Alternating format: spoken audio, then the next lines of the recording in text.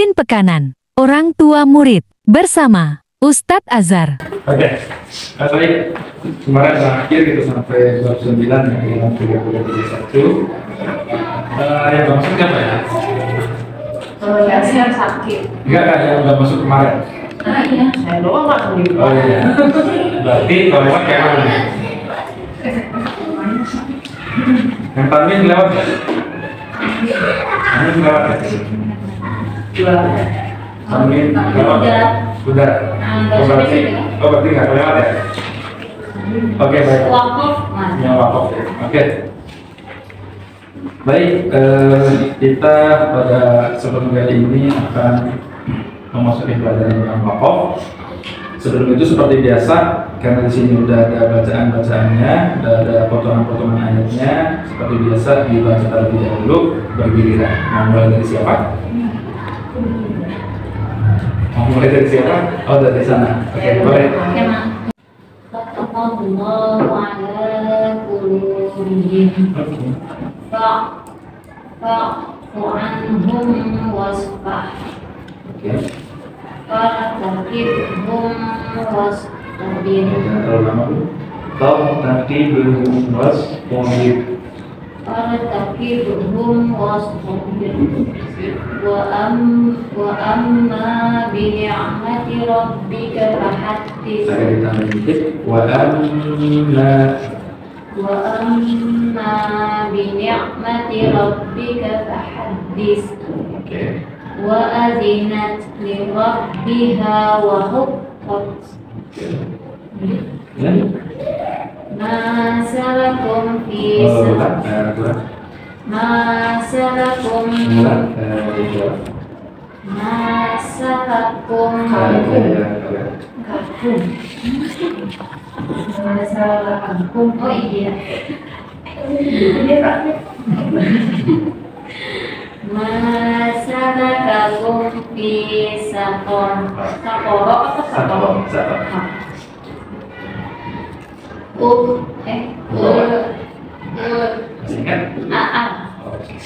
Al-jawaril kunnas wa ma'wahum jahannam wala biqauli kahin lil kafirina laisa lahu dafi' am yaquluna taqawwala du'iyallahu wahdah qala lahu sahibuhu wa huwa yuhawiruhu man utiya kitabahu biyamini la tuharrik bihi lisanaka lita'jala bihi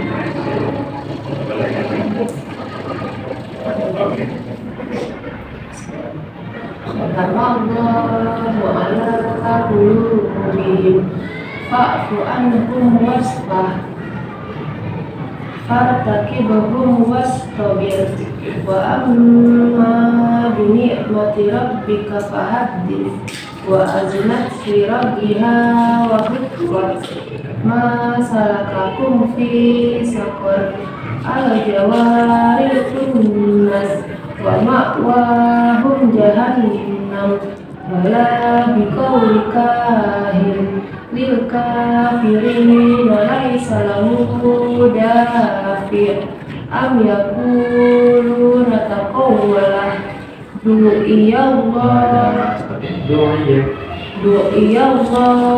wahdah qala lahu sahibuhu wa huwa yuhawiruhu man utiya kitabahu biyaminih la tuharrik bihi lisanaka lita'jala bihi.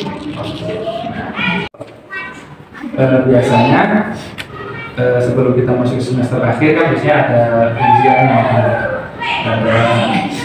enggak sih nggak apa-apa ya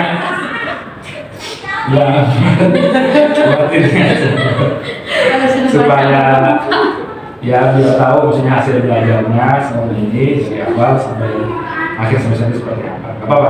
Jadi hari ini kita coba meng-highlight sedikit bagaimana atau apa yang sudah kita pelajari dari awal sampai sekarang. Maksudnya nanti sifatnya kita diskusi aja supaya tahu apa yang sudah dipelajari dari bab 1, 2, 3 dan seterusnya sampai ke akhir di bab 9 ini. Oke, boleh kita mulai dari awal. Apa Bu? Iya, berharap. Oke, harap itu ada apa saja?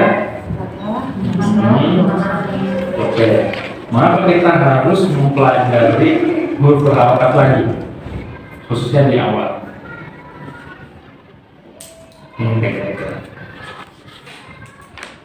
Karena di Al-Quran lainnya ada. Boleh. Itu boleh apa? Alasan lain, misal. Biar tahu panjang. Kalau berhentinya itu mana ya? Berhenti dalam. Gitu. Oh, nanti dipanjang.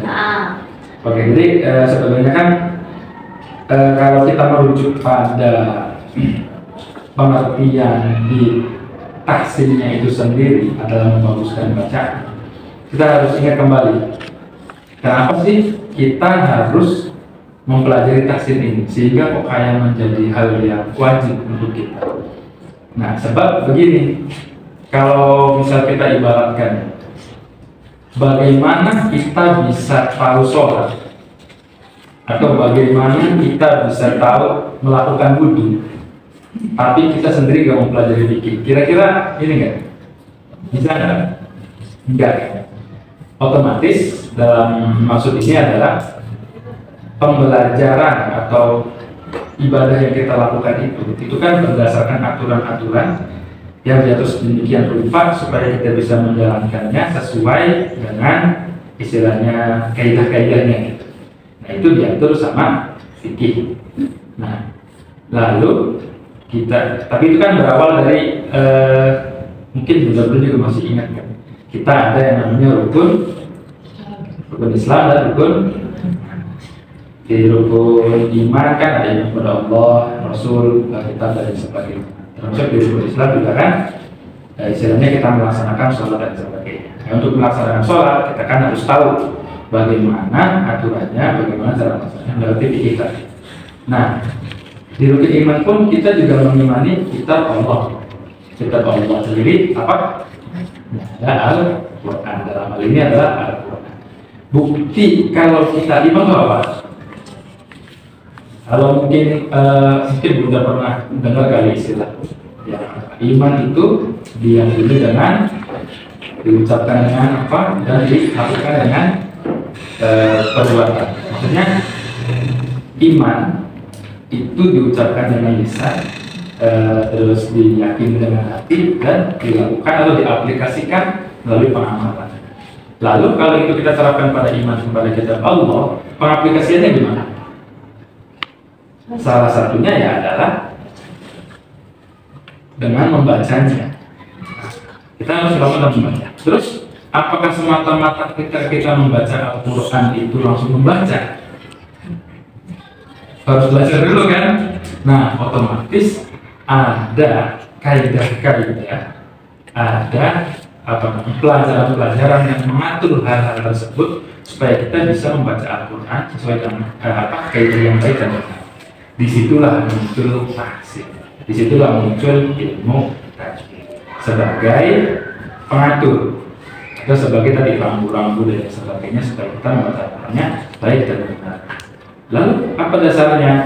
Dan apakah Al-Quran sendiri juga mengatakan demikian? Jika kita merujuk pada Al-Quran sendiri, maka kita akan menemukan ayat-ayat tersebut. Nah, dalam Al-Quran, mungkin kalau bunda-bunda sekalian pernah dengar ada perintah tentang Iqra dalam surat Al-Alaq yang satu itu, Iqra bismi rabbikal ladzi khalaq. Itu diartikan sebagai bacalah. Tapi di ayat lain juga mengatakan warattilil Qur'an tartila, dan bacalah juga Al-Quran itu dengan tartil. Maka tartil di sini apa? Rattil membaca, Iqra juga membaca. Dalam padanan bahasa Indonesianya mungkin maknanya sama, ini membaca, itu juga membaca. Tapi masa sih katanya jelas-jelas berbeda, itu artinya sama-sama membaca di bahasa Indonesia ini. Mungkin kalau kita kasih persamaan seperti ini, misal ada yang membaca itu secara visual, ada juga membaca secara lisan, dan mungkin ada juga yang membaca hanya dengan hati. Itu kan banyak maknanya, padahal sama-sama membaca. Ketika saya ngomong, saya sedang membaca buku, artinya kan bisa dengan dua makna itu. Apakah membaca dalam arti sambil mengeluarkan suara, atau mungkin dalam arti sambil diam aja. Atau mungkin ada orang pakai ngomong, saya sedang membaca pikiran Anda. Maksudnya gimana? Dengan membaca pikiran gimana maksudnya? Itu kan konotasinya lain. Nah maksudnya itu, kadang dalam satu kata, apalagi dalam bahasa Arab itu bisa jadi meskipun makna dalam bahasa Indonesia itu sama, katanya artinya sama, itu bisa jadi maksudnya adalah berbeda. Nah dalam hal ini pada akhirnya salah satu penafsiran tentang warattilil Qur'an tartila yang ditafsirkan langsung oleh Sayyidina Ali bin Abi Thalib mengatakan tajwidul huruf wa ma'rifatul huruf. Maksudnya adalah memberikan hak pada setiap huruf dan juga mengetahui ilmu tentang waqaf atau berhenti yang komprehensif, yang menyusun tentang bagaimana tata cara untuk membaca Al-Quran dengan baik dan benar. Mungkin kalau bunda-bunda melihat ya, enak banget sih jadi orang Arab masa. Orang Arab kan lahir dengan bahasanya, bahasa Arab. Tapi ketika dia ingin membaca Al-Quran, perlu belajar lagi nggak kira-kira? Perlu belajar lagi nggak? Jelas sangat perlu belajar lagi. Meskipun mereka juga orang Arab.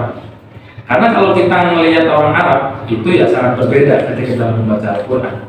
Ketika orang Arab ngomong misal, nanya, kan nggak mungkin man anta, enggak ada. Enggak pakai taji kok. Man anta aja, man anta. Iya kan? Atau min aina enggak kan? Nggak pernah melihat kayak gitu. Langsung aja. Maksud saya seperti ini. Bahasa Al-Quran memang adalah bahasa Arab. Mengapa? Tapi redaksi langsung daripada Al-Quran itu adalah murni dari kalam, murni dari Allah Subhanahu wa Ta'ala. Pertanyaannya kan adalah, manusia itu kan terbatas, manusia punya limitasi kan? Kita kira-kira bisa terbang kan? Tanpa perantara ya? Itu kan nggak mungkin bisa. Atau mungkin kita bisa menjangkau hal-hal yang di luar jangkauan kita, itu kan nggak bisa. Nah pada akhirnya, lalu bagaimana cara Allah berkomunikasi dengan hambanya? Kalau semisal seperti itu, diturunkanlah perantaranya, yaitu Nabi. Dan yang terakhir adalah Nabiullah Muhammad SAW. Karena Nabilah yang memegang kunci itu, yang memiliki kemampuan yang istilahnya derajatnya itu sangat atas dan bisa maksudnya berkomunikasi langsung dengan Allah Subhanahu wa Ta'ala melalui wahyunya itu. Nah, maka diturunkanlah Al-Quran kepada manusia. Lalu jika diturunkan kepada manusia, otomatis butuh perantara kan? Selain Nabi adalah bahasa yang dimengerti oleh manusia. Nah, salah satunya tadi adalah bahasa Arab. Tapi meskipun demikian, orang Arabnya sendiri itu juga perlu belajar dan harus belajar. Karena meskipun bahasa Arab ya, Al-Quran memiliki keistimewaannya tersendiri, memiliki banyak keunggulan dan mungkin bahasanya itu disebut keajaiban yang bahkan diturunkan 1400 tahun yang lalu, tetapi sampai kapanpun dia akan tetap mengikuti zamannya. Dia akan terus memberikan menginspirasi ilmu-ilmu yang baru. Padahal sudah 1400, dia terus secara keilmuan itu diperbarui. Bahkan manusia mungkin bahkan ada yang baru tahu Al-Quran ini jelas ini. Itu maksudnya. Nah dalam hal ini salah satu cara tadi mengimani kitab Allah adalah melalui membacanya. Dan untuk melalui membacanya, kita perlu pedoman, kita perlu tools, alat untuk bisa membacanya. Salah satunya adalah dengan tajwid tadi. Oleh karena itu, kenapa di sini di pembahasan awal-awal ini kita membahas lagi tentang bagaimana caranya membunyikan huruf berharokat, mulai dari fathah, kasroh, dan dhamma. Padahal mungkin dulu kan kita sudah ini ya, mempelajari mungkin pas Iqra dan lain sebagainya. Hal ini perlu ditekankan supaya ketika kita membunyikan huruf-huruf daripada Al-Quran itu tidak mungkin tidak terlalu kaku dan juga sesuai penempatannya. Contoh mungkin kadang kalau kita sering lihat orang ngaji kan agak gak jelas ya pengucapan antara fathahnya, antara kasrohnya dan dhammahnya. Ketika ngaji ya biasa aja Bismillahirrahmanirrahim. A-nya fathahnya mana, kasrohnya mana, dhammahnya mana, meskipun secara ini ya, misalnya secara kasat mata mungkin udah benar. Ternyata kalau kita lihat lagi, mungkin kalau dalam bahasa Inggris itu kan ada istilahnya pronunciation gitu. Orang ngomong kan kelihatan, orang yang asli sana yang ngomong beneran itu kan ada yang gitu. Sama orang yang mungkin baru belajar kan itu saja kita pelajari gitu supaya bisa mirip dengan itu. Nah, bagaimana dengan Al-Quran yang jelas-jelas maksud adalah kitab kita yang harus kita imani, kita juga harus mempelajari pastinya seperti apa. Nah, dalam huruf berharokat itu ketika mengucapkan huruf fathah yang kategorisasinya itu adalah membuka, maka kita harus membuka mulut kita ya dengan kata yang sesuai tentunya. Dalam arti tidak sampai yang berlebihan, misal mengucapkan huruf hamzah nggak sampai mengucapkan a juga enggak, tapi ya cukup a maksudnya ketika membuka dan kelihatan jelas a nggak juga yang kurang semisal itu kan kayak nggak ada ekspresi ya. Tapi a jelas mengucapkan secara jelas. Begitupun ketika di kasrohnya kita ucapkan agak sedikit gerimis, maka kita ucapkan seperti itu. I jelas. Begitupun dhamma yang dalam bahasa Arab artinya membulat atau mungkin dibahasakan dalam bahasa Indonesia manjur dan lain sebagainya. Kita mengucapkan u jelas, enggak yang u. Jadi antara a, i, u kita ucapkan dengan jelas. Jadi jelas berbeda antara fathah, kasroh dan dhamma itu beda. Jadi jangan sampai kita mengaji itu mengucapkan tiga harokat itu seakan-akan bentuk ekspresi dari mulut kita itu kayak sama. Nah itu tuh hal detail kecil yang di tafsir itu kita perlu perhatikan supaya ketika kita mengucapkan huruf sesuai dengan harokatnya. Oke. Lalu selain itu dalam pembelajaran kita kali ini kan kita menggunakan metode atau pendekatan dengan Al-Quran Madinah. Nah, di mana Al-Quran Madinah sama Al-Quran Indonesia sebenarnya ini Al-Qurannya sama. Hanya saja penulisan tanda baca ada beberapa penulisan tanda baca yang berbeda. Hanya itu. Bunyinya tetap sama, nggak ada yang berbeda. Bahkan maknanya semuanya hanya penulisan tanda baca yang berbeda. Contoh, itu kan kalau di satu kita lihat di Quran Madinah terdapat ya yang tidak ada titiknya. Sementara di Quran Indonesia semua ya itu pasti ada titiknya. Hanya itu perbedaan. Lalu dalam Quran Madinah itu selalu konsisten memberikan kepala hamzah di setiap huruf hamzahnya, baik itu kepala hamzahnya sendiri berdiri, baik itu mungkin numpang di atas alif, baik itu alif yang berdiri maupun alif bengkok atau alif maksurah yang kita sering sebut, atau di atas waw, itu selalu konsisten memberikan huruf kepala hamzahnya. Sedangkan di Al-Quran Indonesia itu kadang ditulis, kadang juga enggak. Sehingga semisal di alif itu ketika dikasih harokat, sejatinya itu kan menjadi hamzah, bukan alif lagi. Nah, yang sering menjadi mungkin kebingungan kita ya dalam memahami hal ini adalah di Al-Quran Indonesia, karena kepala hamzah itu tidak ditulis di atas alifnya itu, pada alif yang lurusnya itu langsung aja kasih harokat.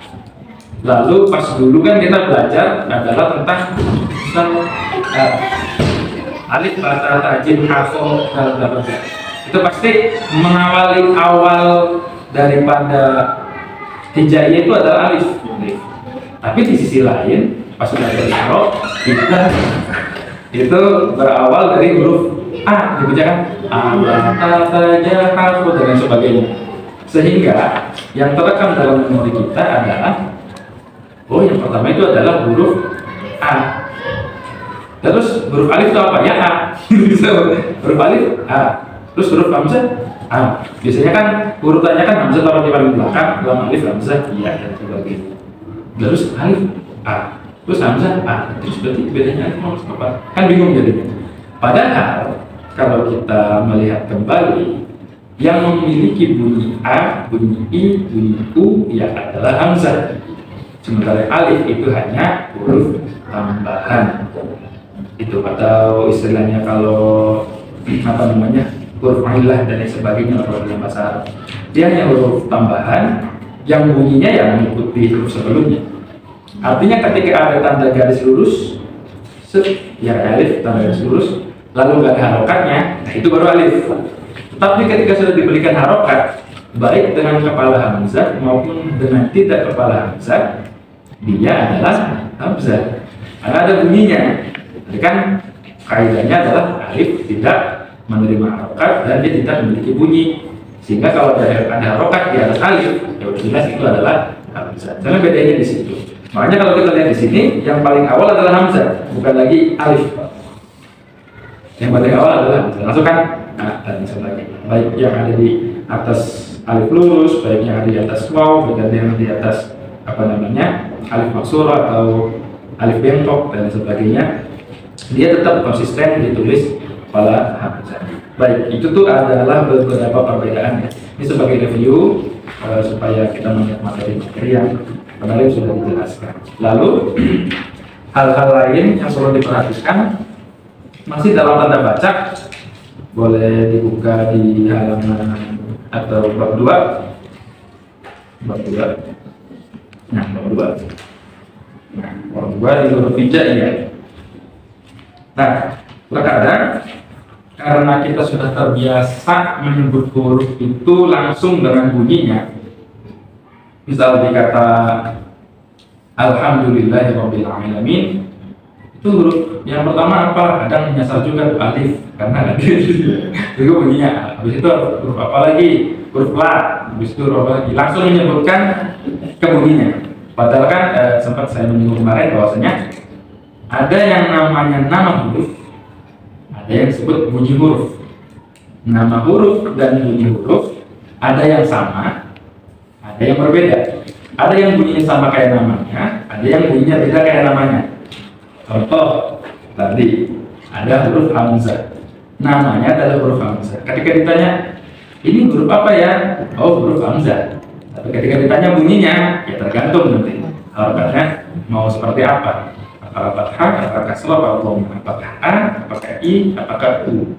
Tergantung begitu bunyinya. Tapi juga ada juga huruf yang memang namanya sama. Contoh ba yang namanya huruf ba. Tapi kalau bunyinya itu dalam keadaan fathah. Tapi kan dia bisa I, bisa U. Tapi kalau namanya, nama hurufnya nama huruf ba, nggak bisa namanya huruf B, bukan. Namanya tetap huruf ba. Jadi kalau dalamnya nama emang fix namanya seperti itu. Semisal kayak huruf lain juga ada huruf jim. Ada huruf jim, namanya adalah huruf jim. Tapi bunyinya ya bisa ja, bisa ji, bisa ji, tergantung harokat yang mana. Tapi ketika ada tolong, ini namanya huruf apa? Huruf ju, ya enggak. Itu bunyinya. Tapi namanya ji, gitu. Jadi terkadang kita sering ketukar antara nama huruf dengan bunyi huruf. Tapi itu memang hal kecil, maksudnya detail kecil yang perlu kita perhatikan. Coba aja, mungkin kalau misalnya contoh nih di ayat misal qul a'udzu birabbin nas, mungkin kalau di bahasa Inggris ada spell gitu kan, mungkin kita mengeja. Kalau kita eja kira-kira apa ya hurufnya? Qul a'udzu birabbin nas, ada baru apa aja? Ada qaf, lam, terus iya, ain, ada waw sukun, waw sukun, terus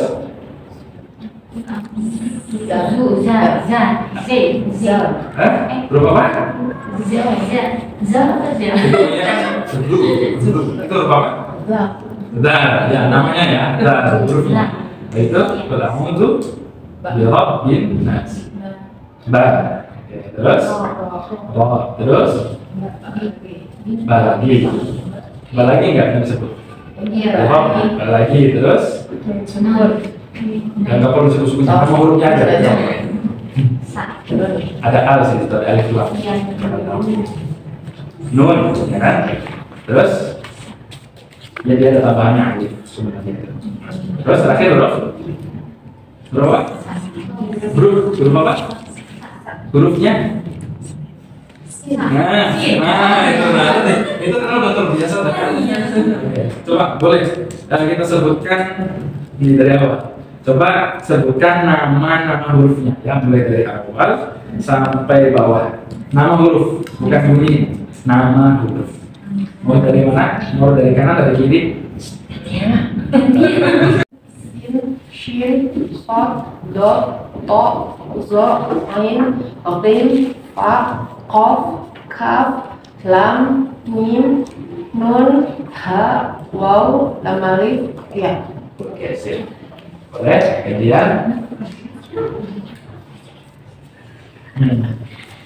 Hamzah, ba, ta, sa, jim, a, jim, eja,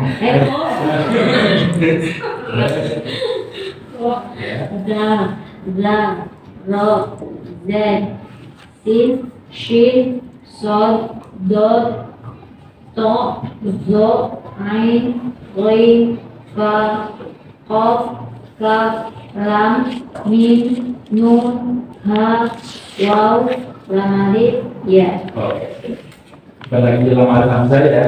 Iya. Tadi saya lam alif hamzah. Iya. Karena awalnya dia udah alif dan alif. Karena awalnya udah hamzah. Disebutkan. Masukkan. Oke. Oke. Coba sekarang latihan lagi di misalnya di surah Al-Ikhlas itu kan ada yang terakhir. Walam yakul lahu kufuwan ahad. Coba kita ada huruf apa aja? Ada waw, lam, mim, ya, Kof.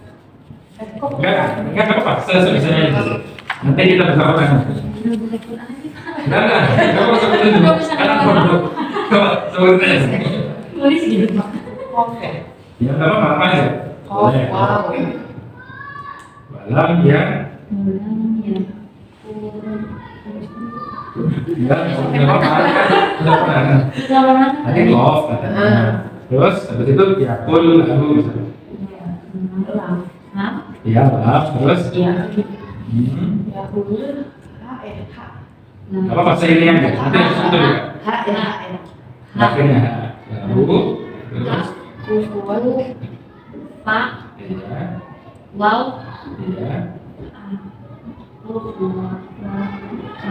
Ya. Nun itu langsung ditanggil. oh, alif, hamzah, Terus hamzah, iya. dan Oke, boleh jika Al-Qur'annya kalau pengen misalnya kepo lihat yang sebenarnya seperti apa. Boleh nggak? Boleh. Nah ini maksudnya ini. lagi mencari. Oh ya, yang bisa aja, yang bisa aja. Bunda yang bisa aja. Bunda yang bisa aja Al-Qur'an. Pakai kode. Karena gini, kadang kan kita sering ya, mungkin dari kecil juga kan menghafal karena sering mendengar, atau menghafal karena sering mengulang bareng dengan yang lain, tapi sama sekali kita belum tahu sebenarnya itu hurufnya seperti apa. Jadi terkadang gini, kita punya hafalan, kita menghafal, tapi kita tidak kenal dengan apa yang kita hafal. Boleh coba dibuka. Gimana? Urutannya apa aja? Mulai yang dari ayat berapa nih Kak? Yang ketiga aja langsung. Walam ya. Ya, karena itu banyak sering di situ. Walam ya. Waw, lam, mim, ya, kaf. Nah, jadi apa kaf?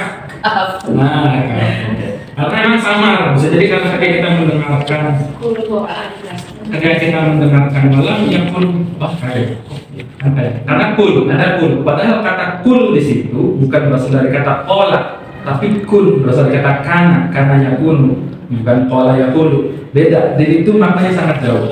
Maksudnya bisa sangat merubah arti sih, bahkan bisa merubah arti yakun dengan yakun. Ketika kita menggunakan kof itu kan sangat-sangat berbeda. Jadi yang benar adalah kaf, dan setelah kaf ada nun, ya kan? Karena berasal dari kata kana yakun. Jadi kun walam yakun itu walam yakun, dan setelah itu baru lah. Padahal pas kita dalam hafalan kok yakun lahu, kok habis kaf langsung lama. Karena di situ ada huruf bacaan yang langsung dilebur ke lam atau disebut idgham bila nun. Seperti itu. Jadi perlunya kita membaca terlebih dahulu atau mengenali apa yang kita hafal dari setiap hurufnya bahkan. Jadi supaya apa yang kita hafal itu kita yakin benar bahwasanya kita hafal itu hurufnya ini dan ini. Karena jadi kalau emang hanya mengikut ya belum tahu persis hurufnya seperti apa. Oke, sekarang boleh lihat ditutup dulu Qurannya, ditutup ya. Selanjutnya Ngomong-ngomong lagi. ya lebih lagi. Ngomong-ngomong lagi. Foto lagi, nggak apa-apa biar banyak praktek. Di surat An-Nasr awal An-Nasr An-Nasr Idas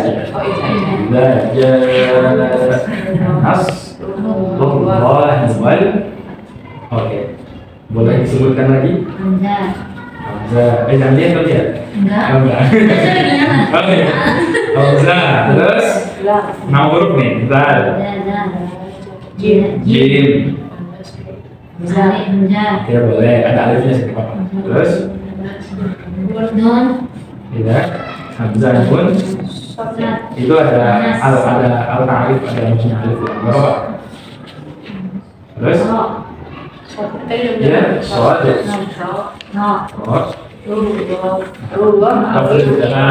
Langsung aja sebut maksud jalan. Terus Allahi wal waw al-ta'rif. Iya, biasa. Fa. Terus iwal fa berarti tak. Enggak apa-apa. Sekarangnya dulu aja dulu, setahunya dulu. Iya. Berarti tak. Oke, satu. Dulu. Bisa dipakai. Hai, saya dulu nanti. Pasal deh, bihamdillah bika. Coba kita sebutin lagi. Pasal deh. Mulai itu. Nomor. Sin. Nah, nomor. Kita lagi coba untuk kebiasaan. Sin, ba, ha, sabih, biham, ba, ha, terus mim, dal, rabbika, ro, ba,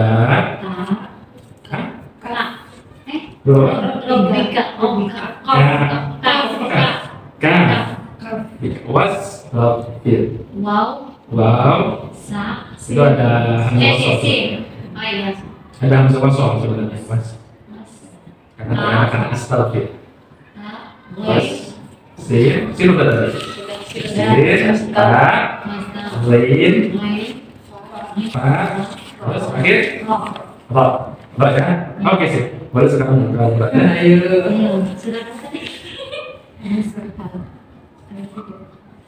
Ayat 1 sama ayat terus ya. Sama ayat 1 dulu. Asal Oh iya iya, akhirnya. Jadi gitu. Kita menghafal dengar adalah hiwal fat. Oh kayaknya tak. Karena dari situ ternyata karena kalau katanya cuma al-fat itu nggak tahu maknanya apa. Sedangkan makna di situ adalah kemenangan atau mungkin pembukaan al-fat. Al-fat. Makanya kadang biasanya punya ada iwal fat. Ada hanya tipis iwal fat.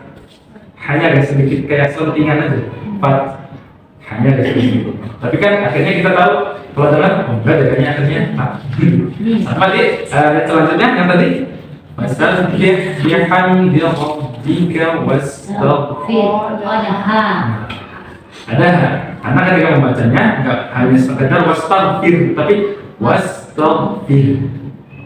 Wastaghfir. Ada sedikit selentingannya juga haknya yang keluar. Karena dari dengar kan wastaghfir akhirnya rabbika. Tapi kan katanya akhirnya kepotong lagi tuh. Wastaghfir. Istaghfir. Itunya ke siapa? Punya atau kita ada pemirsa di situ untuk apa kata pengganti. Nah, hal-hal demikian ini makanya pada akhirnya kegiatan tahsin ataupun pembelajaran tadi apa istilahnya mengetahui kaidah baca dalam pembahasan Quran harus dilakukan. Bahkan mungkin bisa dikatakan wajib karena tadi ketika kita tidak tahu cara membacanya atau mungkin ada kesalahan-kesalahan, nanti kan ada beberapa kesalahan yang terbagi tuh, nanti ada kategori yang besar, ada kategori yang ringan. Mungkin kategori yang ringan hanya sekedar ini ya, kesalahannya itu meliputi konsistensi. Semisal, oh harusnya idhar dibaca jelas, malah enggak dibaca jelas. Jadi misal dikata in kuntum itu kita baca misal in kuntum itu tidak merubah maknanya, masih sama katanya, artinya masih sama. Tetapi kalau kita sudah misal tadi kata tadi iwal fat hanya nggak dibaca dan kita meyakini nggak ada haknya, atau dikata tadi wastaghfir itu kita meyakini nggak ada haknya, itu udah merubah arti daripada ayat tersebut. Nah itu tuh kategori kesalahan-kesalahan yang mungkin ada beberapa yang besar. Nah pada akhirnya makanya kita harus perlu mengetahui huruf-huruf itu. Begitupun semisal dari hurufnya, mungkin ketika kita awal tahu a'udzubillahi minasyaitonir rajim, ternyata kita bunyi kan a'udzu. Setelah itu huruf apa? Oh, hamzah lagi bukan ain. Hamzah dan ain ini kan sangat jauh. Maksudnya dalam itu udah beda huruf. Nah itu bisa berubah kata. Nah maksudnya adalah pada akhirnya kegiatan tahsin atau memperbaiki bacaan itu penting tadi untuk mengetahui apakah bacaan kita udah benar atau betul, atau mungkin bisa jadi malah merubah tadi kan, merubah maknanya atau apa istilahnya merubah artinya. Itu pada akhirnya menjadi sangat penting. Nah termasuk pengetahuan tentang huruf hijaiyah ini, kita harus tahu bahwasanya yang namanya nama huruf dengan bunyinya itu berbeda. Nanti untuk pemantapannya adalah mengenai tentang makharijul huruf. Karena sebenarnya kan kalau kita ini ya, kita petakan ketika kita membaca Al-Quran, memang itu tidak jauh-jauh dari tiga hal. Yang pertama adalah kita mengetahui betul bagaimana huruf itu terbentuk. Kan sebenarnya saya sempat singgung bahwasanya ketika suatu huruf itu ingin terbentuk atau terucapkan dengan baik dan benar, maka dia harus memenuhi beberapa syarat. Ya, semuanya itu ada dalam mungkin tubuh kita gitu. Sebagaimana ketika kita mengucapkan huruf, maka kita memerlukan adanya nafas dan adanya suara. Ketika tidak ada nafas dan suara, maka hal itu tidak akan pernah terjadi. Kita mengucapkan huruf ba misalnya, atau jim atau ja, kita ucapkan tapi tanpa suara, nggak ada, itu nggak terjadi. Artinya huruf yang terkeluarkan tidak sempurna. Selanjutnya adalah tentang bagaimana organ-organ seperti tenggorokan, seperti mulut, seperti rongga mulut, atau seperti bibir, lidah, dengan berbagai macam yang ada di situ, pertemuannya gitu itu juga dipertimbangkan untuk mengeluarkan supaya huruf itu sempurna. Ditambah sifat-sifat atau karakteristik daripada masing-masing huruf tersebut. Nah, ketika tadi itu sudah semua terpenuhi, maka huruf yang diucapkan itu dikeluarkan dengan sempurna. Contoh misal, huruf-huruf yang keluar dari lidah seperti lam, tetapi misal, ya maaf, misal lidahnya nggak ada, otomatis kan itu mengurangi kesempurnaan untuk mengucapkan huruf. Karena lidahnya nggak ada, jadi kita mengucapkan lam, nggak bisa. Artinya maksudnya itu ini dalam konteks penyempurnaan huruf yang keluar harus mengenai unsur-unsur yang tadi. Nah, salah satu tadi hal mendasar bahwa kita membaca Al-Quran itu adalah tentang pembenahan bagaimana mengucapkan huruf dengan baik dan benar. Jadi terkait bagaimana huruf itu keluar dari mana, terus karakteristiknya atau sifatnya seperti apa. Yang kedua adalah tentang bagaimana kita mengucapkan huruf tersebut. Apakah itu panjang, apakah itu pendek?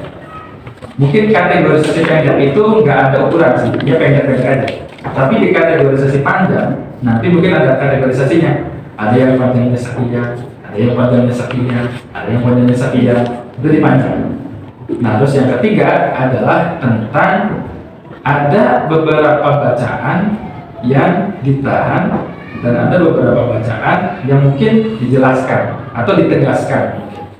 Kayak misal yang perlu ditahan itu kan ada bacaan-bacaan yang mengandung dengung, terus ada bacaan-bacaan mungkin yang biasanya sih nggak jauh-jauh dari bunyi nun dan bunyi mi. Itu kan perlu adanya ditahan. Ditahan itu baru nanti ada ketukan atau mungkin ada istilahnya jeda yang harus diambil untuk menahan bacaan tersebut. Atau juga ada bacaan-bacaan yang dibaca dengan jelas. Nah, 3 unsur tadi itu merupakan unsur utama ketika kita membaca Al-Quran. Tapi memang detailnya banyak dari setiap itu. Dari setiap sub-sub pembahasan tadi itu detailnya sangat banyak untuk supaya kita meraih atau memiliki bacaan yang baik sesuai dari kaidah tajwid atau kaidah tahsin dengan baik dan benar.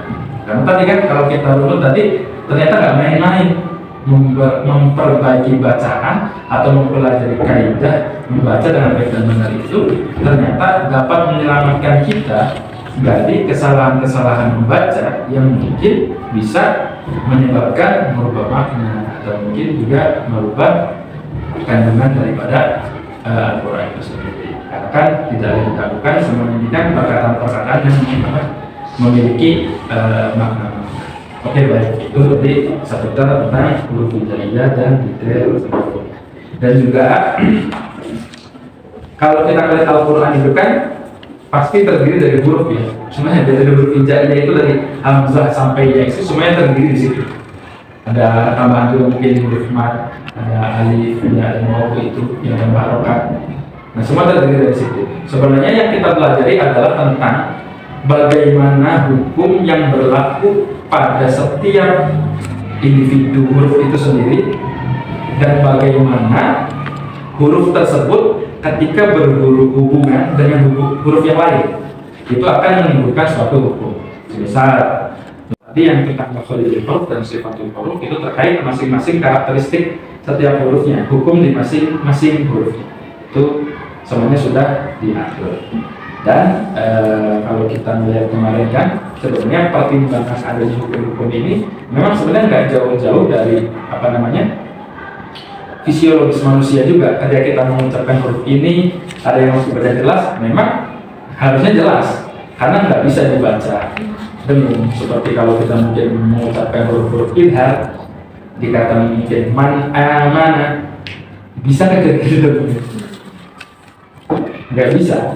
Nggak bisa karena memang secara dasar dari kitanya alamiahnya itu memang nggak bisa. Jadi yaitu hukum itu mengatur supaya kita tahu bagaimana baiknya, bagaimana benarnya mengatur membacakan suatu ayat atau tadi yang kaitannya tersebut. Baik, itu tadi yang terkait huruf hijaiyah. Lalu nah, di bab selanjutnya itu kan ada mengenai tentang huruf bersambung dan juga tentang bacaan panjang. Nah, Lalu mengapa dalam huruf bersambung itu kita perlu bahas kembali? Dalam proses pembunyian huruf tadi dari makhraj huruf itu, terkadang ketika kita mengucapkan huruf itu dengan satu harokat, ya, misal fathah, misal ba, itu sangat mudah. Makanya fathah itu selalu dikategorisasikan di pelajaran awal. Di telepon masih fathah dulu untuk kasroh dan dhamma. Nah, tapi setelah kita berubah harokat jadi kasroh, jadi dhamma, apalagi sampai menjadi sukun, itu kan bergerak. Makanya kenapa disebut harokat? Tanda baca itu kenapa disebut harokat? Karena kalau pakai dalam bahasa Arab, dalam bahasa Indonesia, dari itu dalam bahasa harokat itu artinya bergerak atau bergerakan. Maka kita bergerak, mulai dari ke atas, bergerak ke bawah, atau bergerak ke mundur. Itu pergerakan. Nah, ketika posisi pergerakan tersebut, otomatis kan yang namanya tempat keluar huruf, kalau kita tidak melatihnya dengan baik dan benar, itu bisa bergeser. Kita gabungkan huruf yang tempat keluarnya itu mirip-mirip, agak jauh tapi mirip-mirip. Misal ada huruf fa, ada huruf sin, kita fathain sa. Lalu ada huruf shin, kita fathain lagi sya. Lalu ada huruf sod, kita fathain lagi so. Maka ketika dibaca bergabung, fa, sa, sya, so.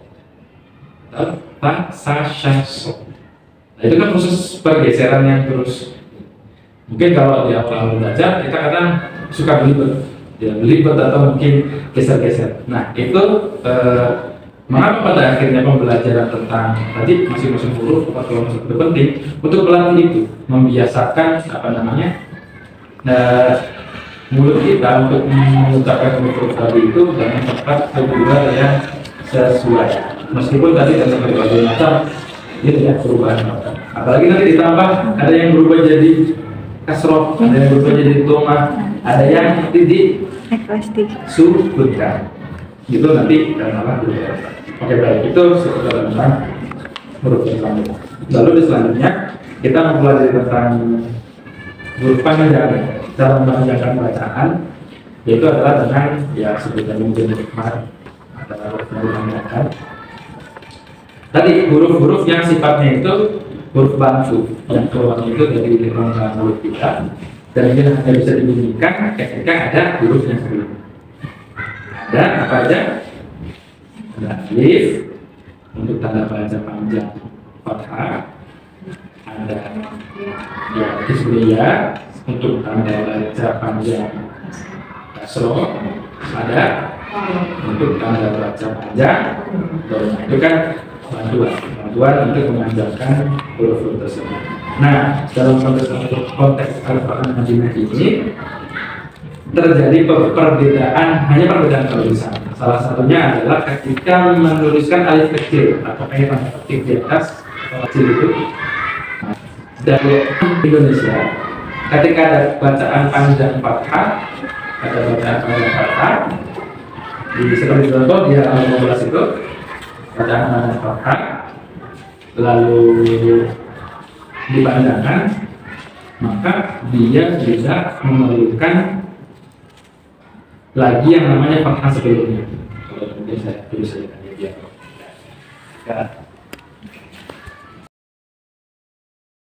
Ini sering di bahasa Indonesia, di Quran Indonesia, ketika menulis kata zakat ini, dia tidak perlu memerlukan ini lagi, dia langsung aja zakat.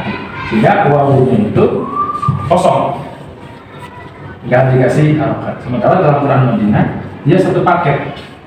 Ketika ada tanda panjang pakai alif yang kecil ini, dia harus satu paket dengan fathahnya. Sehingga kata ini bukan dibaca zakawati, tapi zakati. Kalau dibaca zakawati, harusnya ada fathah lagi di sini. Zakawati. Ini dibaca zakati. Itu beberapa hal yang mungkin agak sedikit membingungkan antara Quran Indonesia dan Quran Madinah dalam penulisan ini. Selain itu sama seperti pakai tanda panjang alif, kayak misal tulisan ba gitu, sama, itu sama. Ataupun pakai yang alif maksurah atau alif bengkok di kata itu kan ada fa, ada, sama. Itu di Quran Indonesia pun sama seperti itu. Perbedaannya hanya di sini. Di kaidah tanda baca panjang pakai alif yang pendek, dia harus disertai fathah sebelumnya. Sehingga alif yang panjang, alif yang pendek ini dia satu paket sama fathahnya.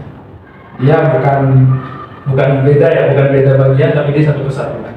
Makanya di situ bisa dilihat. Contoh Quran ada kan di HP. Kalau boleh dibuka lagi. Kalau yang bisa buka aja, bisa dilihat. Kalau kita lihat di surat, itu di surat, boleh buka surat Al-Baqarah di juz 2 sebelum terakhir, sebelum ke juz 3. Nah, di ayat hafidhu alas, nah itu di halaman 39 halaman sama juga madinah halaman 39 di ayat hafidhu alas sholawati was sholati. Nah, yang awal itu sholawati, yang kedua itu adalah sholati.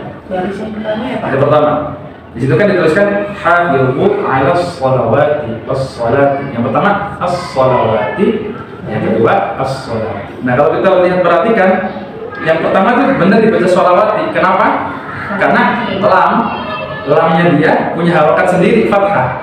Wawunya kenapa dibaca panjang? Karena dia punya fathah sendiri ditambah alif kecil tadi itu, satu paket. Sementara di kata selanjutnya was-sholati, kenapa wawunya nggak dibaca? Karena jelas fathahnya itu milik lam dan alif kecilnya itu cuma satu, nggak ada fathah lagi, otomatis dia milik fathah di huruf lam tersebut. Nah, itu tuh beberapa, sebenarnya sedikit perbedaan antara Al-Quran Indonesia dengan Al-Quran cetakan Madinah, beda cetakan. Lalu selanjutnya, kalau kita melihat di tanda baca kasroh, adanya tanda bantu panjang kasrohnya itu berupa ya, tapi ya kecil, yang kebalik hampir kayak sukun, ya kan? Itu ada ya yang kebalik. Itu salah satu ciri atau tanda baca pada Al-Quran Madinah. Tandanya seperti ini. Nah, tandanya seperti ini. Tapi tanda itu kan kecil. Maksudnya benar-benar sekalian pasti langsung paham bahwasanya adanya tanda itu memanjangkan bacaan kasrohnya. Itu nggak terlalu membingungkan.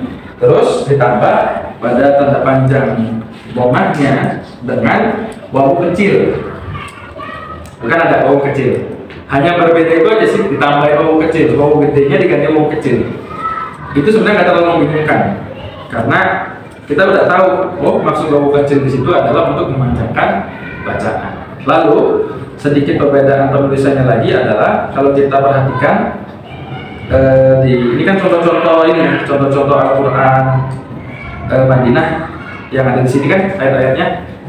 Dalam Al-Quran Madinah itu tidak mencantumkan sukun pada bacaan panjangnya. Dia langsung menuliskan huruf panjangnya, misal kasroh pakai ya, atau mungkin wawu pakai domah, terutama di kasroh yang pakai ya sama wawu sebagai tanda panjang domah itu dia tidak menuliskan apa namanya sukunnya. Tetapi kalau dalam Al-Quran Indonesia kalau kita lihat itu konsisten menuliskan sukunnya. Itu hanya ya sedikit perbedaan dan nggak membingungkan sih menurut saya, karena dia langsung tahu oh ada ya tambahan ini panjang, oh ada wawu kecil panjang. Itu nggak membingungkan. Itu sekilas tentang apa namanya pembahasan dari tadi bacaan panjang, memanjangkan bacaan menggunakan alif, menggunakan ya dan menggunakan wawu, fathah, kasroh, dhammah dalam kaidah Quran Madinah. Lalu selanjutnya adalah tentang bacaan sukun di halaman 18 bab 5 itu bahwasanya ketika kita mengucapkan huruf-huruf itu dalam keadaan sukun, maka kita harus netralisir. Kita netralkan lagi huruf yang disukunkan itu kepada asal makhrajnya. Karena dalam beberapa kasus, ketika kita mengucapkan huruf yang berharokat sukun, contoh di situ ada kata bab, bah, maka kita netralkan aja. Bab, ya bab aja, bab, bah, nggak sampai bab ada efek mengarah ke fathah, bab, bisa bab, atau bab ada efek yang mengarah ke kasroh, atau ada efek yang mengarah ke dhammah, bab, bisa. Tapi kita cukup bab, berhenti di situ. Bab, bah, bab, berhenti di netralnya aja. Itu sebenarnya udah alamiah, kita bakal mengucapkan ke situ.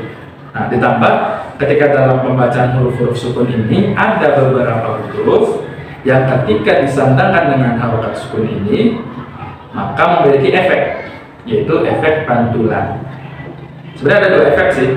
Yang pertama efek pantulan, yang kedua adalah efek mengalirnya udara. Kita tadi yang efek hamas, mungkin sama efek hamas sama efek kol-kolah.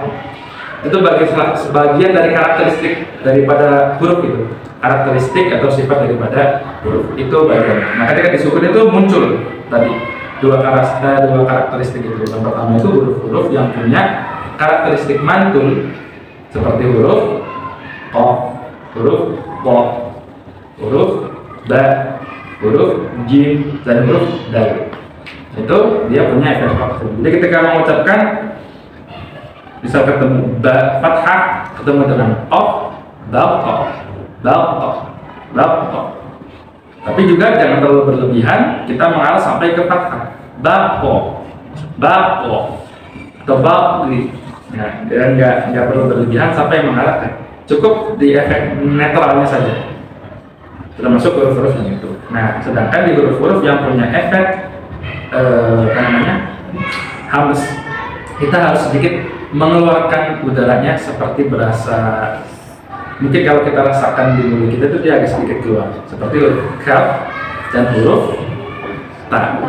Ta dalam keadaan hidup justru dia tidak sangat terasa. Apa maksudnya mengalirnya udaranya sangat terasa. Misal di hidup ta, ti, tu itu biasa aja.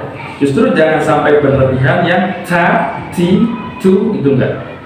Tapi cukup senetralnya ta, ti, tu. Dia sudah beda dengan po sudah beda sama Jawa. Nah, tapi ketika disukunkan baru efek hamasnya tadi keluar. Tabbat. Itu pun yang perlu kita perhatikan adalah ketika mengucapkan efek hamas itu jangan sampai berlebihan atau ada yang terkadang cenderung malah ke huruf C. Tabbach. Atau tabbat yang sangat berlebihan. Cukup ininya aja. Tabbat ya ada tabbat kayak bahkan pas begini tabbat ya ada tidak terlalu berlebihan dan juga tidak karena ketika kita mengucapnya itu terlalu berlebihan ataupun tadi sampai tabbat ya itu udah beda cerita, sudah beda tempat keluar karakteristiknya bukan seperti itu. Itu di huruf hamas. Baik, itu tentang sukun. Lalu selanjutnya banyak juga ya. Soalnya juga Ini udah jam berapa ini? Udah 15.11 belum azan. Kita mau sampai pada jam berapa? Oke, selanjutnya adalah mengenai tentang mim tasydid. Kalau di sini kan nun tasydid, waw tasydid, dan ya tasydid. Itu perlu diperhatikan. Kenapa? Karena khusus pada dua huruf ini mim dan nun itu dia punya efek pengeluaran huruf yang memiliki atau cenderung lebih punya efek ya, ada yang nyebut kan ada sebut dengung itu. Karena kalau kita perhatikan ketika mengucapkan nun dan mim itu dia punya efek pembunyian atau efek tempat keluar lain, yaitu di rongga hidung. Makanya ketika kita mengucapkan nun atau misal kita bersenandung menggunakan huruf nun dengan mim misal atau maka akan terjadi getaran atau vibrasi di hidung kita. di dua huruf itu akan terjadi. Tapi kalau pakai huruf lain bisa huruf jim, bisa nggak kira-kira? Dalam tidak ada, nggak bisa. Yang punya efek itu di bunyi mim, di bunyi nun ini. Makanya setiap nanti hukum yang berkaitan sama mim sama nun ini, terus dia match atau cocok, pasti nanti punya konsekuensi untuk ditahan. Pasti punya konsekuensi untuk ditahan. Atau tidak hanya dengan dengung, atau nanti dirubah hurufnya masuk ke mim, kata-kata mubah, misalnya. Itu tuh efek daripada pembunyian. Makanya di sini kenapa perlu dibahas penting mim tasydid dengan mim tasydid ini, karena tadi dia punya efek aroma itu, sehingga pembunyiannya itu dalam hukum-hukumnya perlu ditahan. Contoh di kalimat-kalimat bawah itu ada watammat, nah itu kan falamma. Kalau kita terapkan tasydid itu pada huruf-huruf yang lain, kayak tadi pada huruf ba, misalnya tabba, ya itu cukup. Atau tabba, dia nggak ada tabba, enggak tabba. Atau misal batta, ya cukup batta. Langsung seperti itu aja. Tidak sampai, maksudnya ada efek untuk ditahan. Nah, sini. Ini gimana? Break sebentar. Atau soal jamaah sih. Berarti udah selesai. Kalau lagi sih nggak apa-apa. Tapi nggak nanti. Memang masih ada pertemuan lagi minggu depan? Minggu depan ada 2 Pak. Masih ada 2? Kesukaannya nggak bagus. Enggak. Ya, maksudnya Diingetin lagi ulang nih. Oh iya, nggak apa-apa. Ini kan bagus sih. Kasih buat diri aja. Buat apa ya? Paling kan dengan kita sudah belajar selama ini, maksudnya mudah-mudahan sekalian tahu fungsi administrasinya seperti apa. Nanti saya bikin soal-soal sederhana aja. pilihan ganda ya Pak. Pilihan ganda tapi 50 tetap aja banyak. Kalau pilihan ganda bikin soalnya susah, dia akan ekstrim. Nggak apa-apa sih ya, ini aja sekedar tahu aja. Jadinya biar soal kata tulis,